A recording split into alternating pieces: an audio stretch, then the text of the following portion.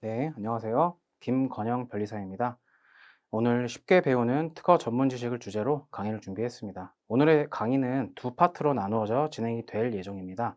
첫 번째 파트는 특허 전문 지식, 그리고 두 번째 파트는 특허 사례로 구성이 될 예정입니다. 강의를 들으시는 모든 분들께 도움이 되었으면 좋겠습니다. 그러면 강의 바로 시작하겠습니다. 네, 오늘의 강의 순서는 다음과 같습니다. 지식재산이란 무엇인가부터 IP 나래 지원 사업에 선정되는 노하우까지 구성이 되어 있고요. 네, 강의를 하고 있는 저는 경력 7년의 테리 특허법률사무소를 운영하고 있는 김건영입니다. 정부 지원 사업 많이 지원을 하시죠? 평가, 심사 많이 다니고 있고요. 변리사 시험도 출제하고 있고 강의도 많이 하고 있습니다. 네, 지식재산이란 무엇인가? 인간의 지적 활동의 성과로 얻어진 정신적인 산물로서 재산적인 가치가 있는 것입니다. 영어로는 intellectual property라고 하고요. IP라고 줄여서 얘기합니다. IP 하는데 많이들 들어보셨을 IP가 바로 이 IP입니다. 자, 인간의 지적 활동의 성과로 얻어진 정신적인 산물. 한마디로 표현하면 아이디어입니다. 정리하자면 지식재산은 돈이 되는 아이디어이다. 그 돈이 되는 아이디어를 법으로서 보호를 해주겠다라는 것이 지식재산 제도의 취지입니다. 네, 특허, 실용신안, 디자인 상표 많이들 익숙하시죠? 산업재산권법이고요. 그리고 저작권법 있고 최근에는 새로운 형태로 정의되고 있는 신지식재산권도 존재합니다. 기술을 기반으로 창업을 하시는 분들은 특허, 실용신안, 디자인 상표를 중요하게 생각을 하시고 게임이나 콘텐츠를 기반으로 창업을 하시는 분들은 저작권을 중요하게 생각을 하시면 되겠습니다. 네, 자동차라는 제품을 기준으로 각 법에서 보호하고 있는 대상에 어떠한 것들이 있는지 한번 살펴보겠습니다. 네, 특허는 고도한 기술적 사상을 보호한 것으로 정의하고 있습니다. 자동차를 기준으로 보면 가변 실린더 시스템, 브레이크 시스템, 윤활 성능이 향상된 엔진 오일 조성물이 그 보호 대상이 될 수가 있겠고요. 실용신안은 같은 기술을 보호하는 것은 맞는데 상대적으로 특허보다 덜 고도한 물건 발명을 그 보호 대상으로 하고 있습니다. 특허는 물건, 방법, 시스템 가리지 않고 기술이기만 하면 모두 보호를 하고 있는데 실용신안은 물건만 가능하고요. 그 중에서도 물리적인 간단한 구조를 갖춘 물건 발명만 보호 대상으로 하고 있습니다. 컵홀더의 구조, 의자의 높낮이 조절 장치 등이 해당이 될 수가 있겠고요. 디자인은 제품의 외관을 보호합니다. 그래서 자동차의 전면 그릴, 대시보드의 형상, 휠의 형상 등이 디자인권의 보호 대상이 될 수 있겠고요. 자동차의 업체의 명이나 제조사가 제조한 상품의 명, 뭐 예를 들어 그랜저, 현대, 뭐 기아 이런 것들이 상표로서의 보호 대상이 될 수 있겠고요. 여기에는 없지만 삼성, 갤럭시, 애플, 아이폰 등이 상표로서 보호를 받을 수 있겠습니다. 자, 자동차라는 한 개의 제품에 대해서 지식재산권이 굉장히 많이 존재합니다. 역시 특허권 역시 한 개의 제품에 대해서 한 개만 존재하는 것이 아니고 여러 개로 보호를 받을 수 있다라는 것을 알고 계시면 좋을 것 같고요. 네, 우리 기술을 제대로 보호하는 방법. 앞에서 말씀드렸듯이 기술을 보호하는 권리는 특허권입니다. 그래서 다음에서는 강한 특허를 만드는 방법에 대해서 내용을 설명드리겠습니다. 네, 우리 회사가 의자라는 제품을 세계 최초로 개발했다라고 가정을 하겠습니다. 그런데 후속 업체에서 우리 의자와 유사한 기능을 수행하는 의자들이 계속해서 나오고 있죠. 우리로서는 굉장히 억울합니다. 세계 최초로 개발을 했는데요. 다행히도 우리는 특허를 받았습니다. 의자라는 제품에 대해서 특허를 받았고요. 이 특허를 기반으로 후속 제품이 우리의 특허의 내용에 포함이 되는지 여부를 기초로 특허 침해 여부를 판단합니다. 그래서 제품이 우리와 유사하다라는 인식이 있으면 그 제품을 근거로 받은 특허 문서의 내용과 상대방의 제품을 비교하는 것이 침해 여부를 판단하는 데 가장 기초적인 내용이 되겠습니다. 특허 문서의 내용 중에서도 청구항에 기재된 내용과 후속 업체의 제품을 비교를 해야 합니다. 자, 후속 업체의 제품의 생산 판매를 중단시키기 위해서는 특허를 잘 받아야 되고요. 그 중에서도 특허 권리 범위를 확정하는 부분은 청구항입니다. 그래서 청구항을 잘 작성을 하셔야 된다. 네, 다음에서는 그러면 특허를 침해하기 위해서는 어떠한 요건을 구비를 해야 하는지 설명을 드리면, 자, 위쪽을 보시면 구성요소 완비의 법칙이 있습니다. 그래서 다시 밑에를 보시겠습니다. 특허를 침해하는 제품에 해당하기 위해서는 청구항에 기재된 구성요소, 좌판, 등받이, 다리, 팔걸이 모두를 구비하는 제품이어야만 우리의 특허를 침해하게 됩니다. 자, 우리의 청구항은 좌판, 등받이, 다리, 팔걸이를 포함하는 의자입니다. 따라서 후속 제품이 우리의 특허를 침해하기 위해서는 좌판, 등받이, 다리, 팔걸이 모두를 포함하여야 합니다. 네, 강한 특허를 만드는 방법 첫 번째입니다. 필수 구성 요소만 담아서 넓게 작성할 것. 네, 간단한 퀴즈인데요. B사의 제품이 우리의 특허를 침해하는지 한번 판단을 해보시기 바랍니다.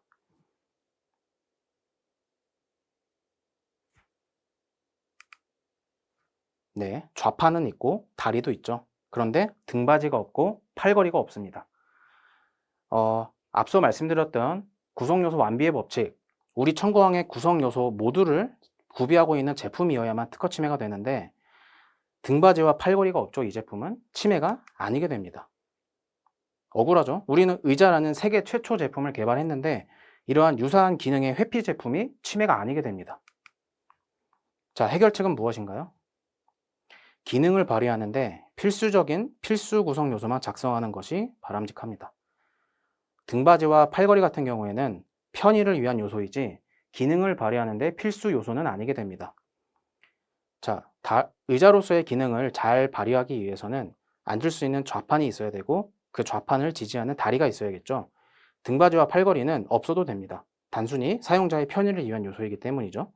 그래서 기능 발휘의 필수적인 요소만 작성을 하는 것이 더 넓은 특허를 확보하는데 굉장히 핵심적인 요소이다 라고 말씀을 드리고요. 두 번째입니다. 구성 요소를 지나치게 한정하지 말 것. 네, 역시 퀴즈입니다. 한번 특허 침해 여부를 판단을 해보시기 바랍니다. 네, 좌판이 있죠. 등받이도 있습니다. 팔걸이도 있습니다. 다리도 있죠. 뭐가 문제일까요? 다리가 2개입니다. 자, 우리 청구항에는 4개의 다리라고 되어 있습니다. 우리 청구항과 이 제품이 일치하지 않죠. 그러면 침해가 아니게 됩니다.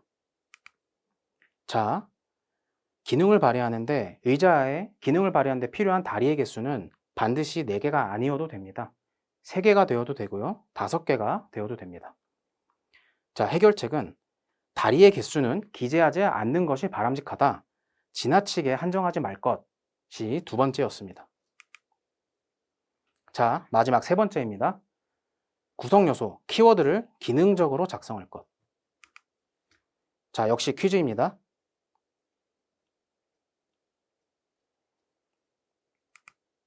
좌판은 있죠. 근데 다리가 없습니다. 그리고 지지하는 요소가 좌판의 하단에 설치되지 않죠. 좌판 하단에 설치된다라고 되어 있는데 좌판의 측면에 설치되어 있습니다.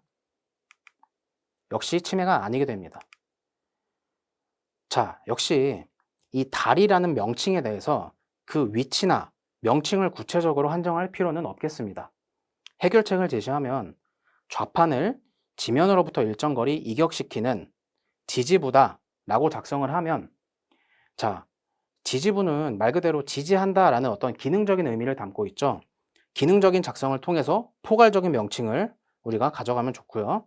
그리고 그 구성 요소의 어떤 설명에 대해서도 좌판을 지면으로부터 일정 거리 이격시키는 기능적으로 작성을 하는 것이 굉장히 바람직하다. 자, 앞에서 말씀드렸던 모든 내용들을 종합해서 청구항을 다음과 같이 수정을 해보겠습니다. 굉장히 간결하고 넓은 권리 범위를 가지는 특허가 되었습니다. 저 같으면 이렇게 쓸 것 같고요. 자, 그러면 수정된 청구항을 기초로 앞에서 보였던 제품들이 우리 특허를 침해하는지 여부를 다시 한번 판단을 해보겠습니다. 네, 역시 퀴즈이고요. 요거는 빨리 넘어가겠습니다. B사의 제품 좌판이 있죠.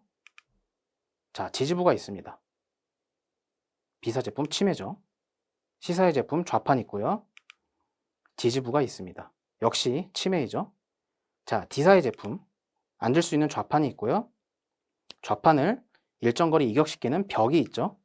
벽이 지지부가 됩니다. 침해이죠. 자, 그 외 제품 좌판이 있고 그 하단에 콘크리트로 구성되는 지지부가 있죠. 역시 침해입니다. 자, 우리 청구항의 범위 안에 모두 들어오는 제품들이죠. 우리가 세계 최초로 제품을 개발했다라고 하면 그 제품을 가장 넓은 권리 범위로 보호받을 수 있도록 이렇게 필수적인 요소만 포함시켜서 작성하는 것이 굉장히 바람직하고요. 모든 제품들을 침해로 잡아낼 수 있는 아주 강한 특허가 될 수 있는 방법입니다. 모두 침해이고요. 자, 청구항 작성 방법을 제가 왜 말씀드렸느냐 하면 물론 변리사의 전문적인 고유의 영역이 맞습니다. 그래서 내용도 좀 그렇게 쉽지 않고요. 그렇지만 대표자, 연구자, 개발자분들께서 자신의 권리이죠. 변리사의 권리가 아니고 본인들의 권리입니다. 방향키를 잡고 그 권리 범위가 어떻게 설정이 되는지 검토와 피드백을 잘 하셔야겠죠. 결론적으로 오더를 잘 내리셔야만 우리의 특허가 권리 범위가 아주 넓게 잘 설정이 될 수 있겠다. 그렇기 때문에 구체적인 것까지는 아니더라도 청구항 작성 방법의 포인트 정도는 알고 계시면 좋겠다라고 생각을 해서 말씀을 드렸습니다. 네, 키워드, 용어 선택의 중요성을 보여주는 사례입니다. 자, 포레스트 검프라는 영화가 있죠. 여기에 대통령이 출연을 하는데 실제로 출연한 것은 아닙니다.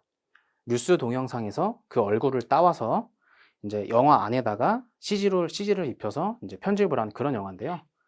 입모양은 다르겠죠. 얼굴은 그대로 따올 수 있겠지만 입모양이 달랐기 때문에 영화 대사에 맞게 대통령의 입모양을 CG로 변형을 하는 작업을 거치게 됩니다.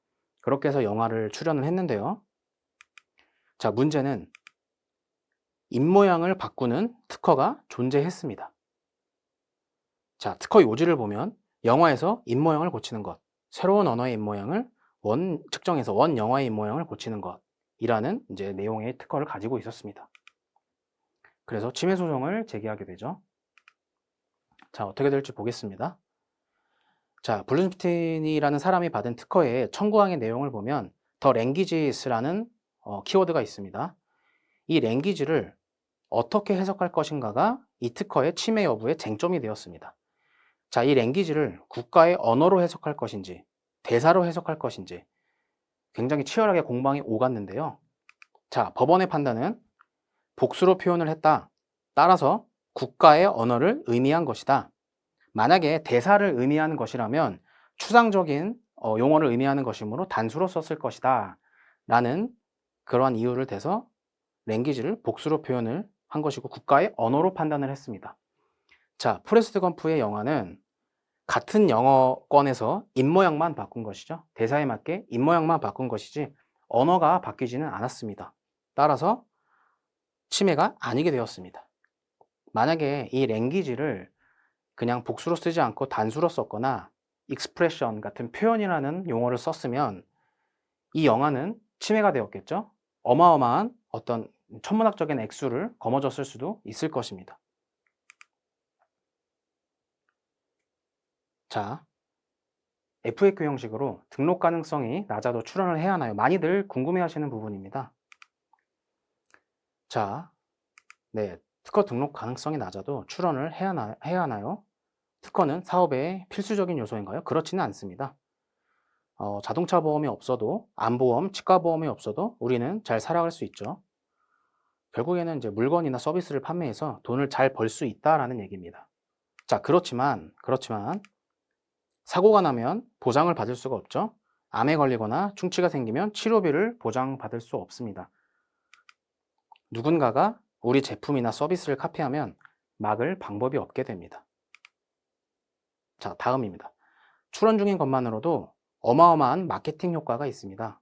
자, 좌측에 특허에 대한 언급이 없는 제품을 그리고 우측에 특허 번호가 기재된 제품을 비교를 해보시면 아무래도 디자인 등록증, 특허 번호가 기재된 제품이 뭔가 더 법적으로 보호를 받는다라는 신뢰성이 가죠. 자, 우수한 기술로 보이는 효과가 있습니다. 소비자로 하여금 구매욕을 일으키는 효과가 있습니다. 그리고 법률적으로 보호받는 기술이구나 라고 보이는 효과가 있죠.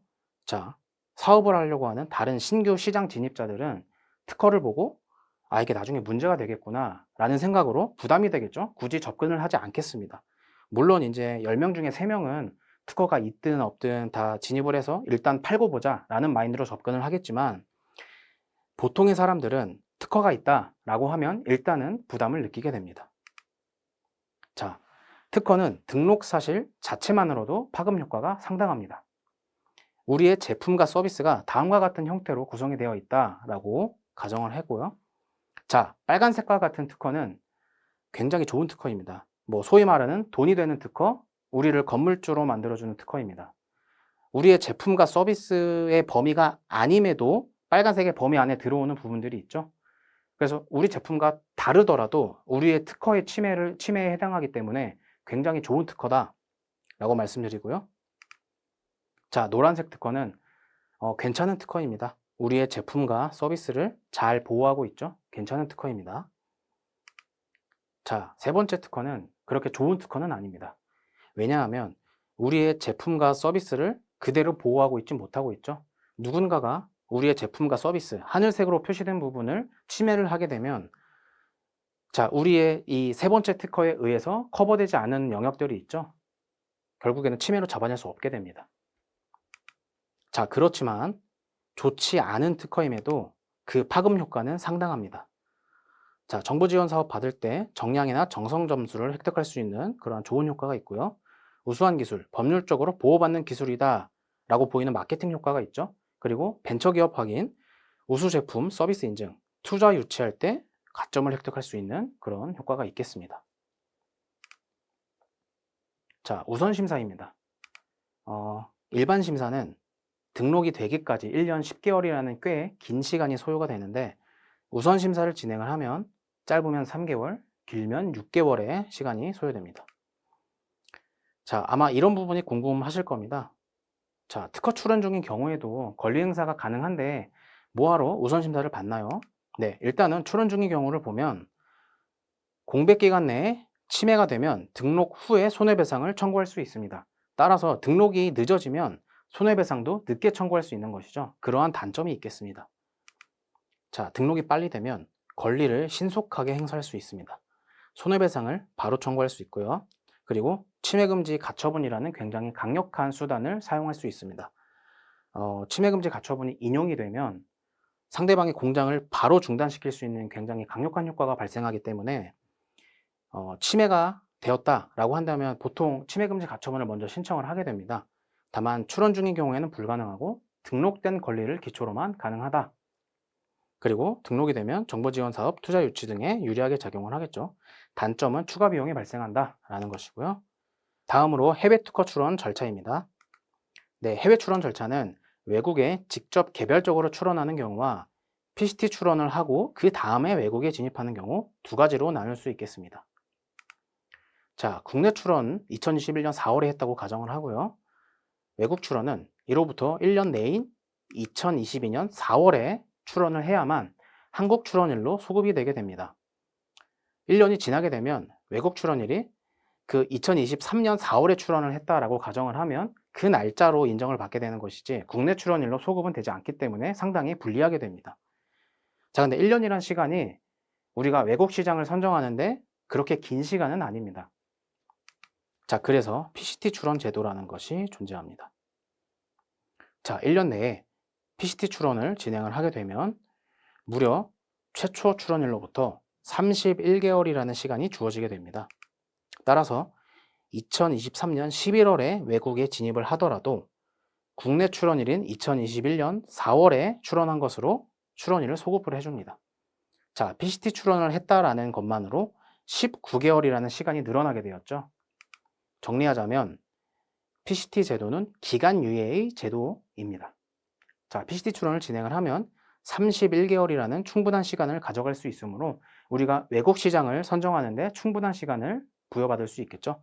단점은 대략 300만 원 내외의 추가 비용이 소요가 된다라는 것입니다. 300만 원 내고 19개월의 시간을 번다라고 생각을 하시면 되겠습니다. 네, 해외 상표 출원 1년 내에 하시면 되고요. 해외 디자인 출원도 1년 내에 하시면 됩니다. 자, 마지막입니다. IP나래 지원 사업에 선정되는 노하우. 네, IP나래 사업은 각 정부 지자체에서 우리가 지원해준 세금을 바탕으로 이 기업이 이만큼의 매출 성장을 이뤘습니다 라고 하는 실적이나 성과를 거두기를 바랍니다. 따라서 그 기업이 성장 가능성이 높은 것처럼 보여야 지원을 해주게 되겠죠. 자, 우리 기술의 종래 기술 대비 차이점을 명확하게 작성을 하셔야 됩니다. 구구절절하게 작성을 하셔야 되고, 포인트는 단점도 작성을 하셔야 됩니다. 다만 누가 봐도 단점이 극복이 어렵겠다라고 하는 단점을 쓰시면 안 되고, 이것은 쉽게 극복 가능하고 우리가 충분히 이 단점에 대해서 인지를 하고 있다, 해결 방안은 다음과 같은 방안이 있다 라고 간단하게 언급을 하시는 게 좋습니다. 자, 영업계획과 매출 성장 예상 자료를 구체적으로 작성을 하셔야 됩니다. 역시 단점을 작성하시되 우리는 그에 대한 극복 방안이 존재한다, 준비하고 있다 라고 하시면 되고요. 네, 키포인트입니다. 자, 매출 성장 예상 자료를 작성을 하실 때 구체적인 근거가 필요하겠죠. 그냥 시장이 이만큼 크니까 우리도 그만큼 성장할 겁니다 라고 하면 설득이 안 됩니다. 예를 들면 같은 분야에 있는 선배 스타트업 기업의 매출 성장 자료를 근거로 삼는 것이 좋습니다. 자, 우리 아이템은 비교 대상 스타트업보다 기술적으로 우수하며 가격이 저렴하다.